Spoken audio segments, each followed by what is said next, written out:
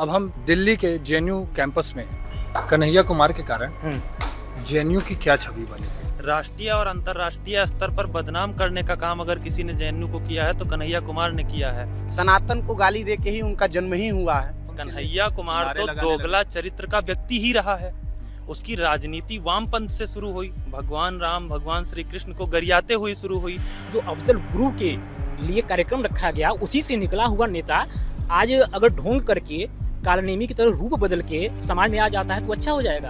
कोई व्यक्ति उठ करके आके कह दे अगर कि देश तानाशाही की ओर जा रहा है, इससे सहमत नहीं हूँ, क्योंकि देश आज के डेट में संविधान से चल रहा है। प्रेसिडेंशियल डिबेट के दौरान उन्होंने कहा था कि जॉइन एनएसयूआई टुडे एंड लूट इंडिया टुमारो। उनकी वजह से जेएनयू के ऊपर पूरा एक वो लग गया टैग एंटी नेशनल का। जो आम नागरिक है जेएनयू का, वो भी जब बाजार में जाता था तो हमें एक आतंकवादी की तरह से देखा जाता, उनके किए गए कार्यों की तरह। अब हम दिल्ली के जेएनयू कैंपस में हैं। जेएनयू के कैंपस में एक समय छात्र संघ के अध्यक्ष कन्हैया कुमार रह चुके हैं और अब उन्हें चुनावी मैदान में कांग्रेस ने टिकट देके मनोज तिवारी के खिलाफ उतारा है।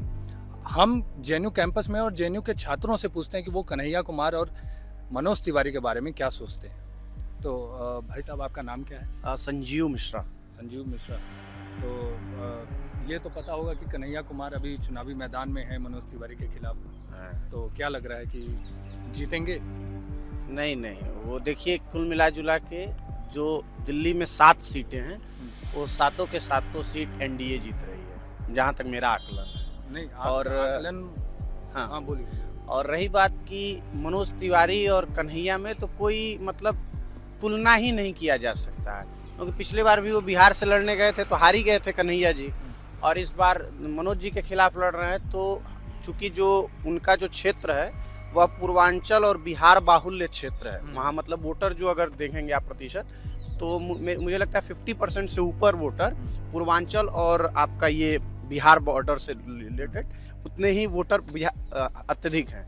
तो उनका जायज़ सी बात है कि पूर्वांचल और बिहार का वो जो एरिया के जो लोग हैं, उनका जुड़ाव संस्कृति से अपने बहुत ज़्यादा होती है, और जो कन्हैया हैं वह संस्कृति विरोधी व्यक्ति हैं। यहाँ रहते थे तो कांग्रेस को तमाम चीज़ों को गाली ही देते थे, सनातन को गाली देते थे, सनातन को गाली दे के ही उनका जन्म ही हुआ है। तो और वहाँ गए हैं तो अब कांग्रेस, मतलब जिस कांग्रेस को गलियाते थे उसी कांग्रेस में अब ज्वाइन कर लिए हैं। तो वहाँ अब दिखावा के लिए जनता जान रही है कि आप दिखावा के लिए राम का पूजा कर रहे हो, दिखावा के लिए आप परशुराम को पूज रहे हो, वह ये चलेगा नहीं।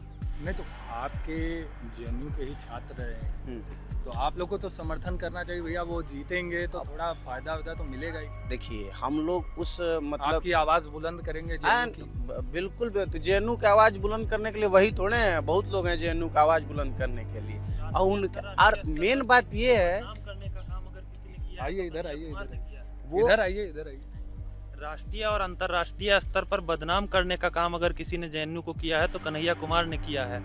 जब से वो अध्यक्ष बने और यहाँ पर जिस तरीके से नारे लगे, देश का हर एक व्यक्ति जानता है, दिल्ली का हर एक मतदाता जानता है। वो आप कहेंगे कि कोर्ट ने छूट दिया, लेकिन दूसरी बात मैं ये कहना चाहता हूँ कि जैसे सब लोग कहते हैं कि उन्होंने अपने मुंह से कुछ नहीं बोला, पर अगर आप उस आंदोलन को, आप उसको लीड कर रहे हैं, तो आपका ये दायित्व बनता है कि अगर वहाँ पर चलने वाला आपके पीछे कोई छात्र है या कोई भी व्यक्ति है, तो उसके खिलाफ में आप क्या बोले। जो लोग ऐसे देश विरोधी नारे लगा रहे थे, एक बाइट आप दिखा दीजिए कन्हैया का, जब उन्होंने ये बोला हो कि ये लोग गलत कर रहे हैं। अगर आप मौन हैं और आप नेता हैं तो इसका मतलब आप उसके समर्थक हैं।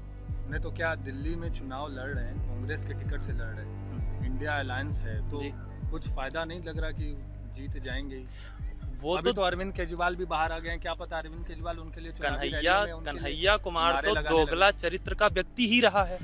उसकी राजनीति वामपंथ से शुरू हुई, भगवान राम भगवान श्री कृष्ण को गरियाते हुए शुरू हुई, और हमने सबने देखा है 4 दिन पहले जब वो नामांकन कर रहे थे तो वो पूजा पाठ कर रहे थे।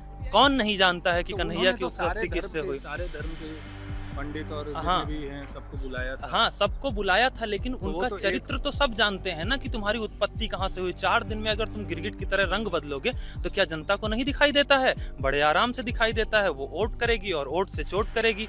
मनोज तिवारी जी जीतने जा रहे हैं। कन्हैया कुमार बोल रहे हैं कि उन्होंने, मनोज तिवारी ने कोई काम नहीं किया है और बस माहौल बना रहे हैं, लेकिन इस बार हम चुनाव जीत जाएंगे। नहीं, हम 2000 से लेके आइए इधर 2000 से लेके मतलब केजरीवाल तक तो दिल्ली में प्रायः कांग्रेस की ही गवर्नमेंट रही।